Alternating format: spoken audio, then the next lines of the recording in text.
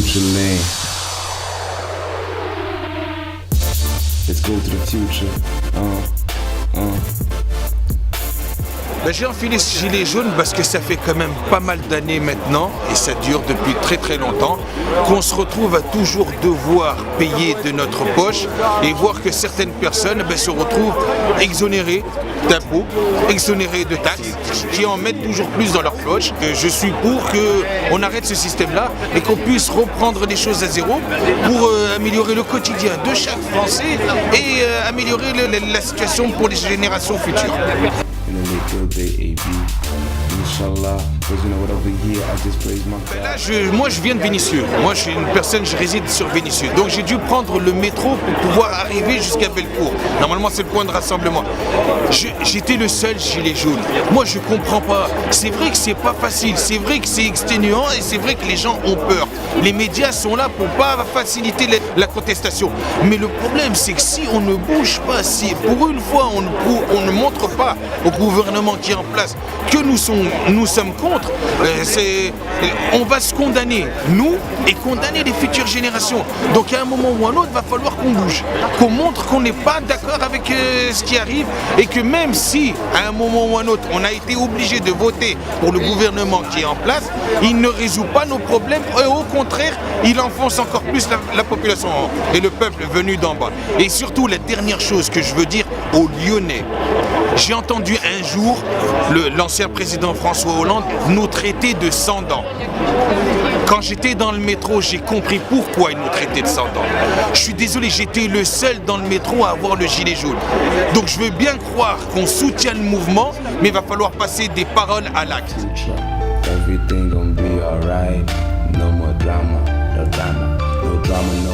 M'exprimer au nom du peuple français. Je voudrais expliquer surtout aux médias mondiaux et à notre gouvernement qui est en place qu'en fin de compte, on nous parle pour régler la situation, de baisser les taxes salariales, du moins les taxes patronales. Moi, j'aurais voulu expliquer tout simplement que les taxes, c'est notre sécurité à nous. On n'a pas à y toucher. Moi, je ne suis pas contre les taxes. Ce que je voudrais, c'est qu'on arrête de vouloir diminuer les taxes pour les patrons et nous demander à nous de faire encore des efforts. Moi, si on veut vraiment trouver des solutions à nos problèmes, on a juste à créer un organisme avec tous les moyens possibles pour pouvoir faire la guerre totale à l'évasion fiscale qui est à hauteur de 80 milliards chaque année. À part ça, je voudrais qu'on arrête de donner les 45 milliards d'aides d'État pour soi-disant aider les entreprises à créer des emplois, parce que le résultat, il est néant. On n'a pas de retour sur investissement.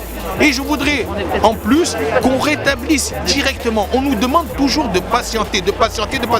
Je veux bien croire qu'on doit patienter. Mais le retour de l'ISF, c'est du direct. De l'ISF, je voudrais qu'on réimpose les grandes richesses, et ceux qui perçoivent les grosses fortunes. Mais j'aurais bien voulu qu'on change de système, qu'on arrête de donner tous les pouvoirs à une seule personne. Je voudrais qu'en fin de compte, on passe à un système où le peuple aura toujours le dernier mot. Et qu'on crée aussi des postes à mandat révocatoire. Si la personne n'est pas à la hauteur, comme en intérim, on le licencie et on le remplace.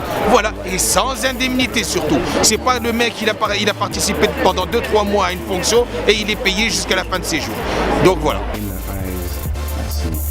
Paradise in the future, you know my brethren, we're gonna feel alright, and we're gonna have the million dollar bill, and we're gonna touch the sky.